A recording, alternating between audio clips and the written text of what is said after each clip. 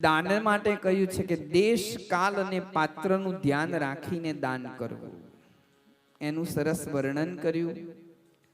તમે ગાયનું દાન કરો છો તો દેવતુલ્ય બનો છો. ભૂમિનું દાન કરો છો તો આ લોક અને પરલોકમાં પ્રતિષ્ઠા મળે. તલનું દાન કરો તો તલનું દાન બલવર્ધક અને વીર્યવર્ધક છે. સોનાનું દાન એ જઠરાગ્નિ વધારનાર અને વીર્યદાતા છે. ઘીનું દાન પુષ્ટિ આપે. વસ્ત્રનું દાન આયુષ્યમાં વધારો કરે. ધાન્યનું દાન સમૃદ્ધિ આપે. ગોળનું દાન એ મધુર ભોજનની પ્રાપ્તિ કરાવે. ચાંદીનું દાન એ વીર્ય વૃદ્ધિ કરે.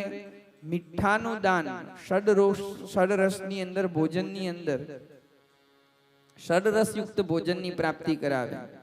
કોળાનું દાન પુષ્ટિ આપે.